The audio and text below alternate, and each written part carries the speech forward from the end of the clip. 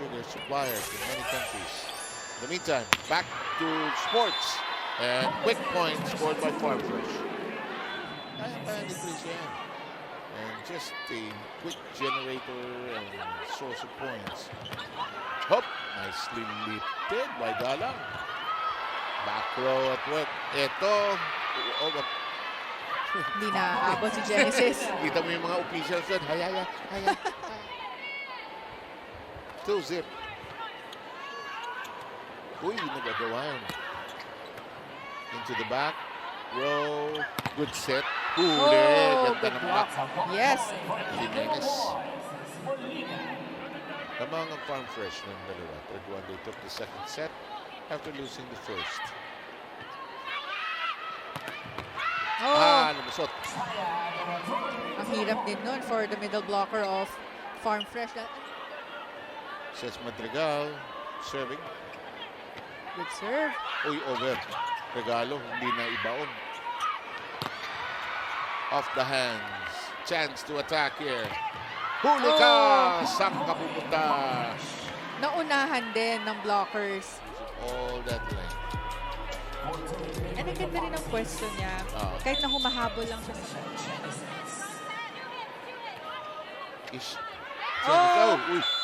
Back-to-back points. Loaded serve. Yep, correct. It's 5-all. Error prone, huh? Farm Fresh may need the timeout here.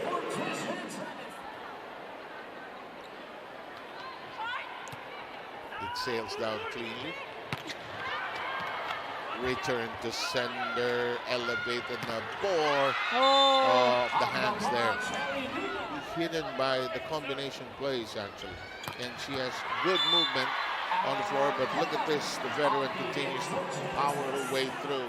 Gusto ko naka-recover sa injury niya na nagkaroon siya noong college siya, no? Diba? ACL.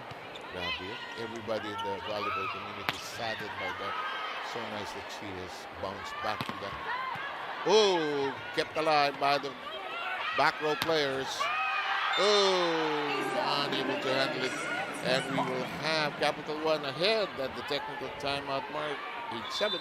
She did tell me that they play more relaxed. They play a bit more better when it's during the on-tour because while this is, a preseason thing for them, there's less pressure that's going on. I'm sure, Paneng, you've had experience with, let's say, the PVL. And what do you think when, you're playing on a real conference and it's in an on-tour season? You want to get as much wins as you can. Yep. And you're using this opportunity as well to prepare for other tournaments. So this is a very good opportunity for the teams to practice their set play. Nila talagang umiikot sila dito.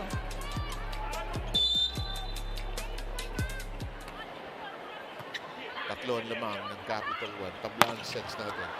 And they finally end that long stretch. Score a point after 3 straight was scored by Capital One.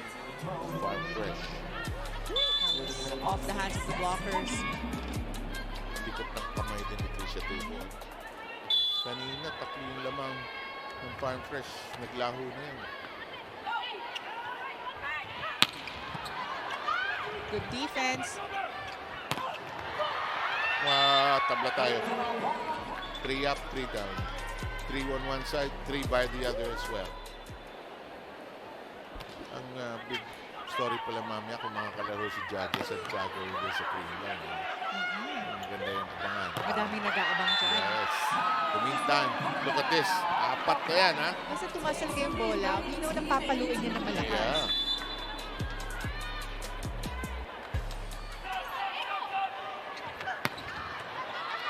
Good defense. Lumusot. Egg on his team. Ay, dikit. Problemado. Ginawa ng paraan. Tinaas. Inabot. The set. The attack. Blocked. Lifted high. One more time around the block. Got to it. The crowd creeping into the action. Tagal-tagal ito. Second longest rally here. Oh, tight set. Ginawa na lang, in-over na lang. Hindi pinilit. Oh! That was a smart move by Niegos. Hit. Lambutan kaya natin yan. Hello! 6 straight points. Habang run ito, Belen and the others not playing today. Oy! Over ball. And they get a point by the oddest of ways, but they'll take it just to end that drought. 24-19. Nice serve. Ganda ng direksyon. Inside, 1 set point save. Yeah, they had a good first ball as well. 24-22. Sloppy passing there. Oh, good defense by Galang.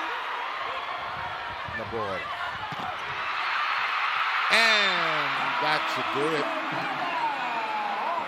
All ended by that opposite hit by Kai Cepada.